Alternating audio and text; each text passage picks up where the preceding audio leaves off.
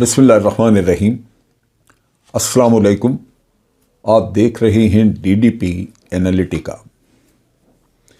عمران خان نے ابھی اپنے انٹرویو میں کہا کہ یہ حکومت، جس میں خاص طور پہ انہوں نے نام لیا نواز شریف، زرداری وغیرہ، انہوں نے کہا کہ یہ الیکشن سے بھاگ رہے ہیں اور الیکشن سے بھاگنے کی وجہ سے یہ باقی تمام اس طرح کی حرکتیں کر رہے ہیں، اوٹ پٹانگ اور غیر قانونی، جس سے وہ وقت حاصل کر سکیں اور ڈیلے کریں الیکشنز کو۔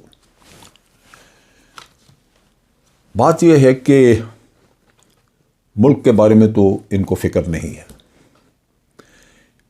اگر اکانومی برباد ہو رہی ہے تو ان کے پاس کوئی ریمیڈی نہیں کہ اس کو ٹھیک کریں۔ آئی ایم ایف کے ساتھ کوئی ڈیل ایسا ہو نہیں رہا۔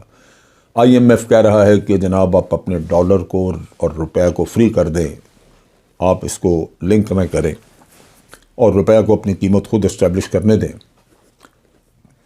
اس سے اگر روپیہ مزید ڈیپریشیٹ ہو گیا، $1 300 پہ چلا گیا، تو آپ کیا کریں گے؟ پہلے ہی مہنگائی آسمان کو چھو رہی ہے۔ بہت ساری مشکلات، لیکن عوام کا کون سوچتا ہے؟ جن کو ہم لیڈر کہتے ہیں، در حقیقت یہ لیڈر نہیں ہیں، یہ پیسہ کمانے والے بزنس مین ہیں۔ پولیٹیکل پارٹیاں ان کی پرائیویٹ لمیٹڈ کمپنیز ہیں، اور باقی جو جیسے دوسرے جن کو وزارتیں وغیرہ دی گئی ہیں، وہ حقیقتاً ان کے ملازم ہیں۔ وہ ان کی پالیسی اور ان کے کرپشنز کو چھپانے کے لیے اور پالیسیز کو چلانے کے لیے وہ ہر وقت ٹی وی چینلز پہ ادھر ادھر آپ کو نظر آئیں گے، ان کی وکالت کرتے ہیں، کیونکہ ان کو بھی کچھ نہ کچھ حصہ ملتا رہتا ہے۔ اب یہ جو الیکشن سے بھاگنا ہے، اس کی وجوہات سامنے ہیں۔ ملک کے ساتھ تو کوئی اچھا نہیں ہو رہا، سب کے مزے لگے ہوئے۔ مثال کے طور پہ سندھ میں جو کچھ بھی ہو رہا ہے، کھایا پیا جا رہا ہے، اس کا کوئی پوچھنے والا نہیں، کیونکہ کولیشن نے چلنا ہے۔ وہاں اگر کسی نے پوچھ گچھ کی، کچھ ہاتھ رکھا، تو کولیشن میں دراڑیں آ جائیں گی فوراً۔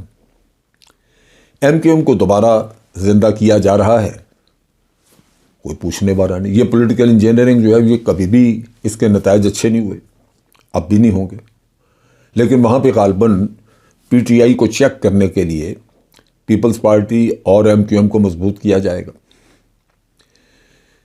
وہاں سے بلاول روزانہ منہ اٹھا کے کہیں نہ کہیں دورے پہ گئے ہوتے ہیں، اور امریکہ کے کئی دورے کر چکے۔ آپ بتائیں، امریکہ سے سوچئے کیا فائدہ ہم نے حاصل کیا ہے، کیا لے کے آئے ہمارے لیے۔ چنانچہ کچھ پتہ نہیں لگتا، اچانک پتہ لگتا ہے کہ وہ دورے پہ نکل گئے ہیں کہیں۔ اور صرف وہی نہیں، کئی وزراء جو ادھر ادھر پھر رہے ہیں۔ پیپلز پارٹی والے تو خاص طور پہ، کیونکہ وہ یہ دوسری بھاگ دوڑ میں شامل نہیں ہے جو ٹی ایم ایل این کو کرنی پڑ رہی ہے۔ وہ بڑی ذمہ ہے، بڑا ہلکا پھلکا کام ہے، پھرتے پھراتے رہیں۔ آج دن تک یعنی عمران خان نے 3.5 سال میں وہ دورے نہیں کیے جو 5-6 مہینے میں مسٹر بلاول اور ان کی ٹیم کر چکی ہے۔ یہاں پہ صرف اتنا نہیں ہے۔ ایک وقت تھا پہلے، جب زرداری صاحب کی گورنمنٹ تھی، تو اس وقت ملک کے ساتھ کیا ہوا لوگوں کو پتہ نہیں چلا، لوگوں نے غور نہیں کیا، کیونکہ خاموشی سے ہوا۔ اب بھی بات چیزیں خاموشی سے ہوتی جا رہی ہیں۔ اس وقت کیا ہوا تھا؟ اس وقت آپ نے دیکھا کہ ایک تباہ کن قسم کی 18th امینڈمنٹ پاس ہوئی۔ 18th امینڈمنٹ جو پاس کی گئی، اس میں آپ کو یاد ہے زرداری صاحب صدر تھے، اور انہوں نے یہ ذمہ داری اپنے انتہائی معتمد اور تابع دار قسم کے جو ان کے سینیٹر تھے، رضا ربانی، ان کے حوالے کی۔ یہ ٹاسک ان کو دیا، اور اس کمیٹی میں اپنی چوائس کے، مرضی کے لوگ ڈال دیے۔ وہ کام کرنے سے، اور نون لیگ سے آپ کو یاد ہے کہ اسحاق ڈار تھے، اے این پی سے افراسیاب وغیرہ تھے، ان لوگوں کو شامل کیا، اور یہی بیٹھ کے میٹنگ کر کے آپس میں چیزیں طے کرتے تھے۔ جتنی بھی میٹنگز ہوئی، ان کی ساری پروسیڈنگز خفیہ رکھی گئی۔ آپ کو، مجھے، کسی کو باہر کچھ پتہ نہیں تھا۔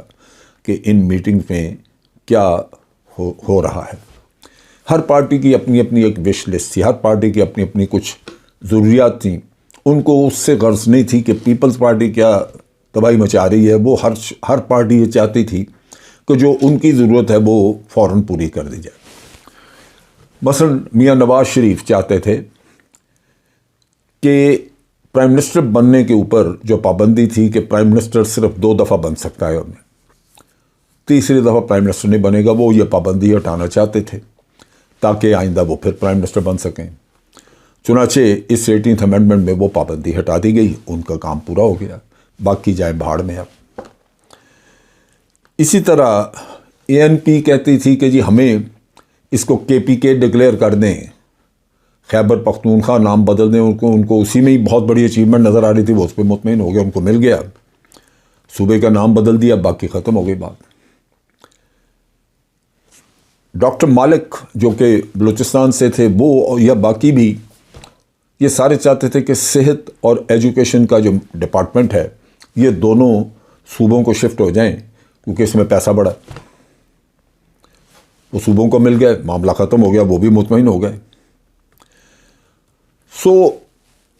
تمام پارٹیز یہ چاہتی تھیں کہ جو ان کے صوبے کے قدرتی وسائل ہیں زیر زمین، ان کی ملکیت ان کو مل جائے، وہ مل گئی۔ اور اس کے بدلے میں تمام پارٹیز نے کوئی سوال نہیں پوچھا کہ زرداری صاحب اپنے مطلب کے لیے کیا نکال کے لے گئے، لہذا اس امینڈمنٹ کو بغیر کسی ڈسکشن کے، بغیر بحث کے پاس کر دیا گیا۔ یہ 18th امینڈمنٹ بن گئی، جس کی وجہ سے، اور یہ یونینیمسلی بھی، کیونکہ سب پارٹیوں کو اپنا اپنا کچھ جو وہ مانگتے تھے کچھ مل گیا، اور یہ جو امینڈمنٹ بنی آج اس کو تبدیل کرنا مشکل ہے، کیونکہ یہ تمام مفاد پرست سیاستدان اس کو دفاع کرتے ہیں، کیونکہ یہ پہلی اینٹ تھی ان 4 صوبوں کو علیحدہ 4 ریاستیں بنانے کی شکل میں اس کو لا کے سامنے پیش کیا۔ آج وفاق کے پاس وہ اختیار نہیں ہے کہ وہ سندھ میں جا کے لا اینڈ آرڈر کی سچویشن کو درست کر سکیں۔ پنجاب تو ان کے ہتھے چڑھ جاتا ہے زور زبردستی، لیکن سندھ میں سندھ کارڈ چلتا ہے۔ اگر آپ اپنے رینجرز وہاں پہ بھیجنے کی کوشش کریں تو سندھ حکومت کہے گی کہ نہیں، رینجرز ہم نے مانگے ہی نہیں، آپ کیسے بھیج رہے ہیں، اور اگر ہم مانگیں تو ہمارے ماتحت کام کریں، ہم بتائیں گے ان کو کیا کرنا ہے، کیونکہ 18th امینڈمنٹ یہ کہہ رہی ہے۔ پنجاب میں رینجرز بھیج دیے کہ جاؤ جی گورنر ہاؤس کو ڈیفینڈ کرو، فلاں کو کرو، یہ کرو۔ یہ فرق ہے، لیکن پنجاب میں چونکہ لوگوں نے شور شرابہ نہیں کیا تو اس وجہ سے یہ بات چلتی رہی۔ زرداری صاحب نے خوش کرنے کے لیے رضا ربانی اور جو اور کمیٹی کے لوگ شوق تھے، ممبر شمبر، ان کو ہلال امتیاز وغیرہ دے دیے کہ جنہوں نے یہ بہت بڑا کام کیا ملک کے ساتھ، کہ ملک کے ایک طرح سے صوبوں کو آزاد ریاستوں کی شکل میں لانے کے لیے ابتدا کر دی ہے۔ اب اس دور میں بھی یہی کچھ ہو رہا ہے۔ بڑا خاموشی سے چپ کر کے اچانک پتہ چلا کہ نجم سیٹھی صاحب کو PCB کا چیئرمین بنا دیا گیا۔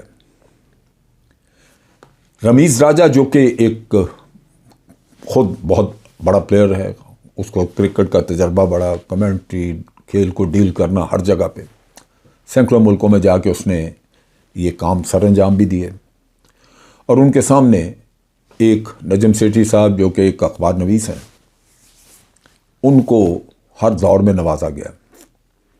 Care taker chief minister Punjab کا بھی بنایا گیا پچھلے 2018 کے الیکشن سے پہلے PMLN کی وجہ سے، اور اب بھی PMLN کی گورنمنٹ ہے، وہ ان کی چڑیا کو دانہ ڈالنے کے لیے انہوں نے رمیز راجہ جیسے پروفیشنل آدمی کو ہٹا کے چپ کر کے ان کو لگا دیا ہے۔ اور رمیز راجہ کا قصور یہی ہے کہ اس نے کرکٹ کے اوپر انڈیا کی جو اجارہ داری ہے اس کو چیلنج کیا تھا، اس نے انڈین اجارہ داری کو چیلنج کیا، اس نے کہا کہ کرکٹ جو ہے وہ سب کی گیم ہے۔ اب وہ اجارہ داری والے قصہ جو ہے اس کو کوئی نہیں چھیڑے گا۔ اسی طرح بڑے خاموشی سے روزویلٹ ہوٹل یا اور جو ہمارے ملک کے اثاثے دوسرے ملکوں میں باہر ہیں ان کو بڑے سستے داموں خاموشی سے فروخت کیا جا رہا ہے اور کم بڈ والے لوگوں کو دے رہے ہیں. کوئی پتہ ہی نہیں، یہ کانو کان. اسی طرح اب اگر یہ الیکشن کرا دیں تو یہ کھیل بند ہو جائے گا. تو بہت یہ کرنا ہے اور بہت کچھ اور بھی کرنا ہے. یہ تمام کام کر رہے ہیں وہ لوگ جو اپنے آپ کو NRO2 کے ذریعے کرپشن سے فارغ کروا چکے ہیں اور ہم سب جانتے ہیں. دوسری طرف آپ دیکھیے کہ اچانک چپ کر کے طالبان اور دہشت گرد جو بلوچستان میں ہیں انہوں نے سر اٹھا لیا. بدنو کا واقعہ ہو گیا، لکی مربت کا واقعہ ہو گیا، اسلام آباد پہ آ گیا دھماکہ، وانا میں پولیس اسٹیشن پہ اٹیک کیا، وہاں سے حوصلہ ہی لے گئے. آپ سوچئے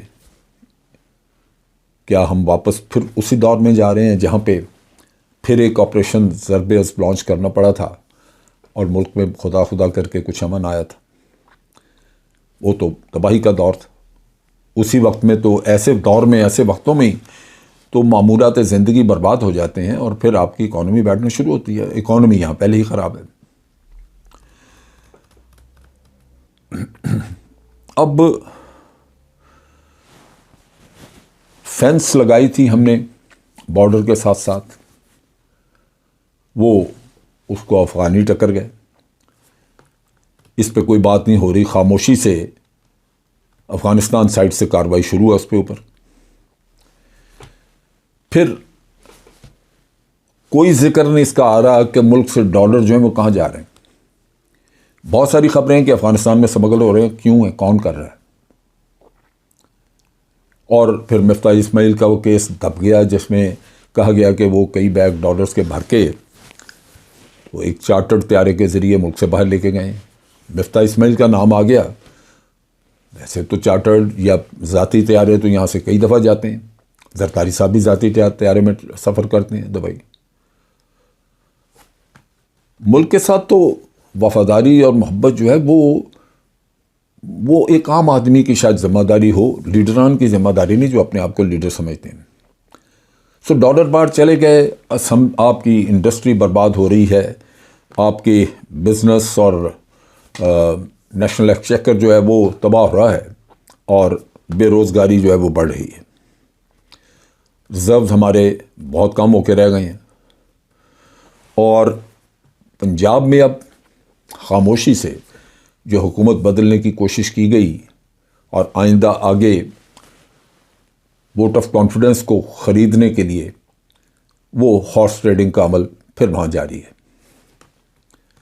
سو اگر ہم آج نگاہ دوڑائیں تو یوں لگتا ہے کہ ہر طرف منمانیاں، رول آف لا نہیں ہے اور ذاتی مفادات ہیں جو کہ جن کو پروموٹ کیا جا رہا ہے اور وطن عزیز اس وقت تباہی کے دہانے پہ ہے. اب یہ ساری چیزیں چلیں گی، اس کو روکے گا کون؟ ہر معاملے میں عوام آگے ہوتے ہیں صرف اس وجہ سے کہ ان کے اندر شعور ہوتا ہے. ادارے اپنی جگہ پہ اپنا کام کرتے ہیں لیکن ادارے جو کچھ بھی کریں وہ عوام کی حمایت کے بغیر نہیں کر سکتے. مجھے اندازہ نہیں کہ یہ عوام کب اٹھیں گے اس ملک کو بچانے کے لیے، اس ملک کے تحفظ کے لیے. اگر ادارے یا کوئی بھی اور شخص وہ اپنی ذمہ داری نہیں نبھا رہا تو پھر یہ ذمہ داری عوام کو تو اٹھانی ہوگی. امیر طبقہ تو اٹھ کے یہاں سے دوسرے ملکوں میں چلا جائے گا، ان کے پاس پاسپورٹ بھی ہوں گے، شہریت بھی مل جائے گی. باقی 22 کروڑ عام لوگ انہوں نے تو یہی رہنا ہے، ہم نے بھی یہی رہنا ہے. سو اس لیے ضرورت اس بات کی ہے کہ ہم موقع کی نزاکت اور معاملات کی سنگینی کو سمجھیں تاکہ اپنا ملک بچانے کے لیے ہم سربکف ہوں. اب تک کے لیے اتنا ہی. افواج پاکستان زندہ باد، پاکستان پائندہ باد.